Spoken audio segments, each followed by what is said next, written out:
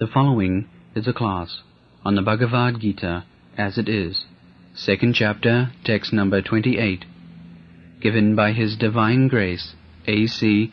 Bhaktivedanta Swami Prabhupada, recorded on August 30th, 1973, in London, England. Translation.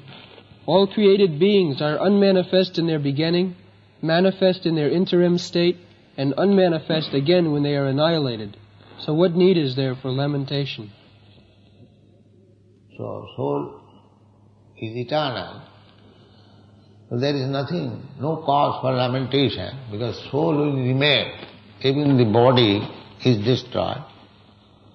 There is no cause of lamentation.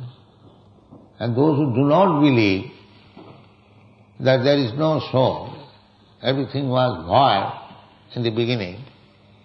So in the beginning there was void, and in the middle it is manifested, then again it is void. So void to void, where there is lamentation. This is the argument Krishna is giving. Both ways, you cannot lament. Then? Yet even if for argument's sake we accept the atheistic theory, there is still no cause for lamentation. Apart from the separate existence of the soul, the material elements remain unmanifested before creation. From this subtle state of unmanifestation comes manifestation, just as from ether, air is generated. From air, fire is generated.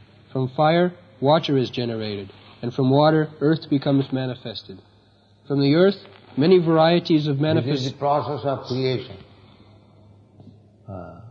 From ether, then sky, then air, then fire, then water, then earth.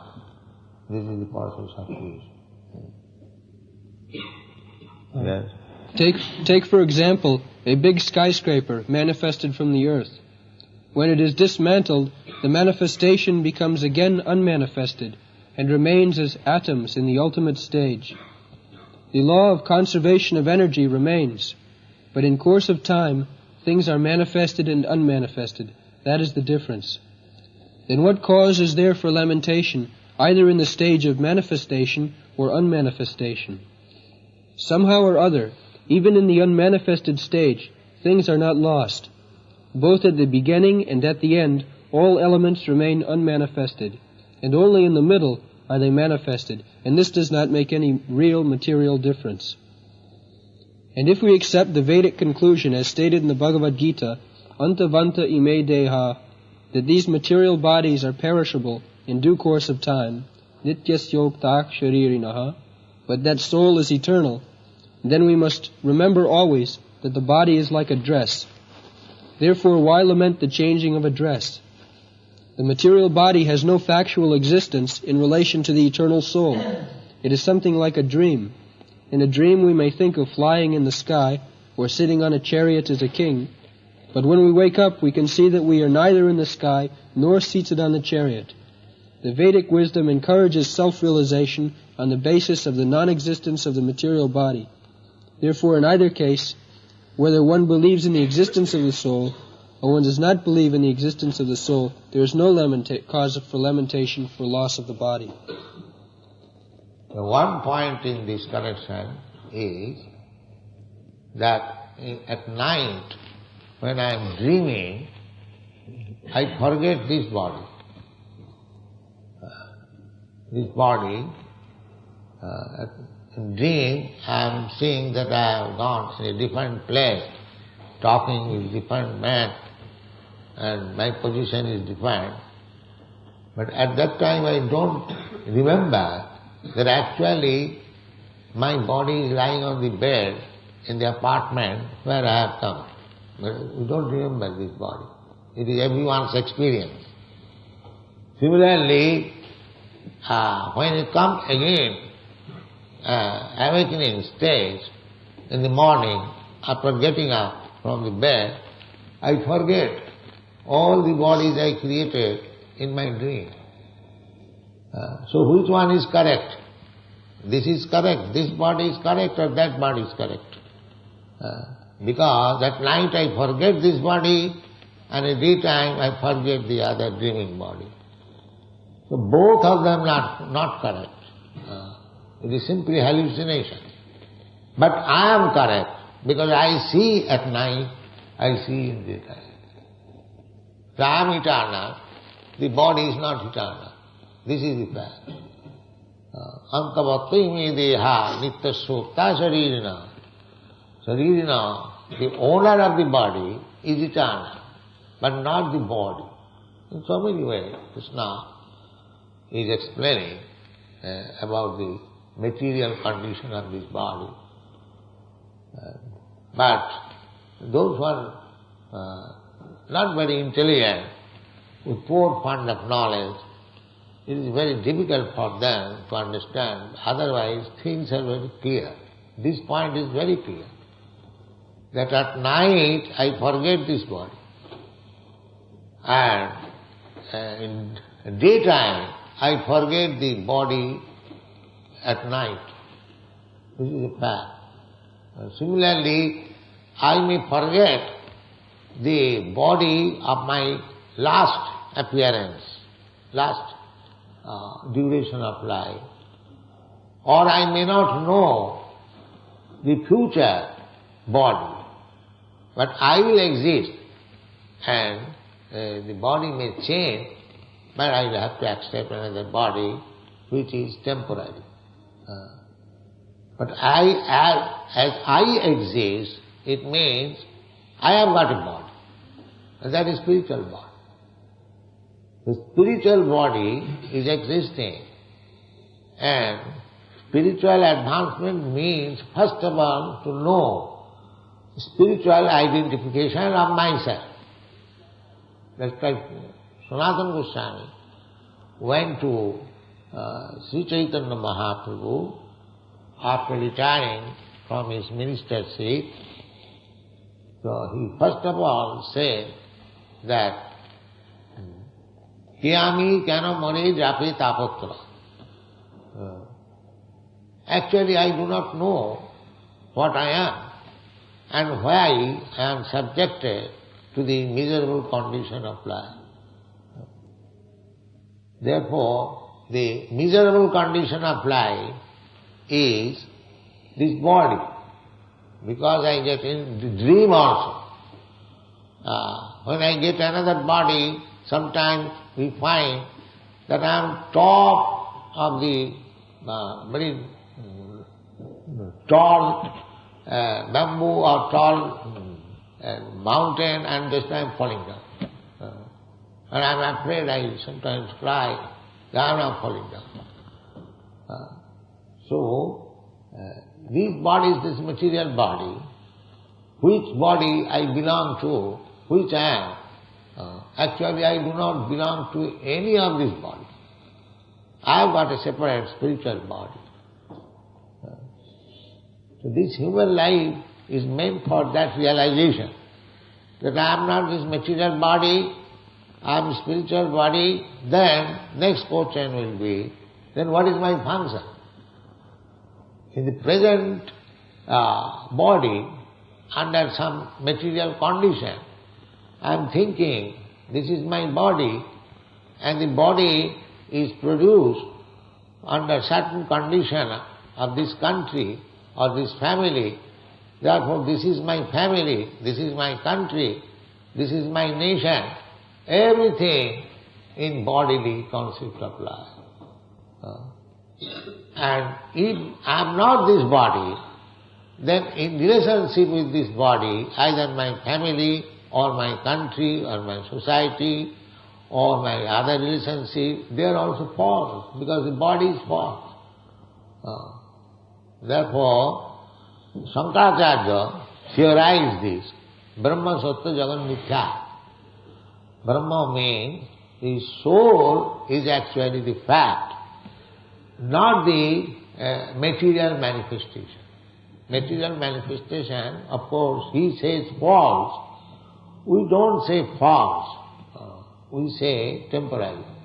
So our main concern is that I am not temporary.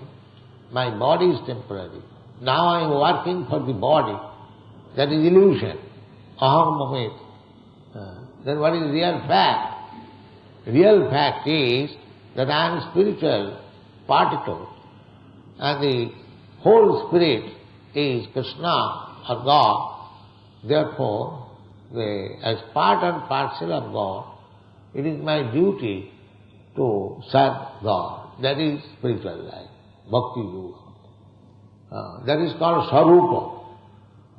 And in the other place, the Bhagavad Gita confirms it, that sagunan samatittayitan brahma bhuyāyat. When I realized that I am not this body, then immediately I transcend the three modes of material nature, satagun, rajagun, tamas.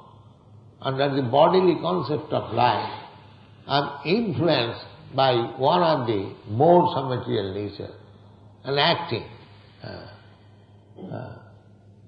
The Bhagavata also it is stated, taya sanmohita jiva atmanam tribunatmakam manute anartham. So, because I have accepted this body, which is made of either of the three modes of material nature and identified, therefore I have created so many anartham. Anartham means unwanted things. Tayacha abhipaddate. And after creating in bodily relationships so many unwanted things, I am absorbed in thought. That I belong to such and such nation, therefore I have got my duty to do this, do that for the nation, or to the society, or to the family, or to my personal self, or to my wife, my children. This is according to Vedic conception. This is illusion. Aham mameti janasya mohoyam. Moha means illusion. I am creating illusory circumstances and becoming entangled. This is my position. But my real objective is how to get out this illusion and come to my original consciousness, Krishna consciousness, and then I give back. Krishna consciousness means spiritual body. As soon as I act on the basis of my spiritual body, that is called liberation. That is wanted. Then I live blissfully in eternal life of knowledge. That is my problem. But people are being educated on this bodily concept of life, and they are creating problems, and in order to solve the problems, they are becoming entangled in sinful activities. And just like this morning we were discussing about killing the baby's body within the womb, abortion. Because we do not know that the soul within the body of the baby, that cannot be killed. That cannot be killed. But that is also explained. The one who knows the eternity of the soul, he does not kill anyone, neither the soul is killed. But we are creating problems because the soul has taken shelter in that body, and the so-called medical science advise him to destroy that body. That means he is becoming entangled. The person who is advising understand that one gentleman comes here, his wife is a medical doctor, and her business is to check the pregnant woman and advise whether the child should be killed or not. This is the business. So the situation of the world, due to ignorance of the soul, they are creating so many sinful activities and becoming entangled. But they have no knowledge how they are becoming entangled. This is Maya's pratyavadmika shakti, avaranatmika. Although he is being entangled, but he is thinking that he is advancing in scientific knowledge. This is the gentleman was talking that he is a mining engineer. The mining engineer, his business is to make the atmosphere within the mine very comfortable. Just imagine, he has gone down within the earth, just like the mouse hole, and he is improving it. Mouse hole. After being educated, after getting degrees, his position is to enter into the dark, hole of the earth, and he is trying to scientific advancement by cleansing the air within the mind. He is condemned that he has been forced to give up the outer space, free air. He has been condemned to go into the within the earth, and he is proud of scientific advancement. This is scientific advancement. So, Manute Anartham, that is Vyasdev. Vyasdev, before writing Srimad Bhagavatam, under the instruction of Narada, he meditated. What is the position? Bhakti yoge manasi sammak pranihite amale apasyat purusam purnam mayancha tadapasitam. He saw, realized, there are two things, the Maya and Krishna. Mayancha tadapasitam, taking shelter of Krishna. This Maya cannot stand without Krishna.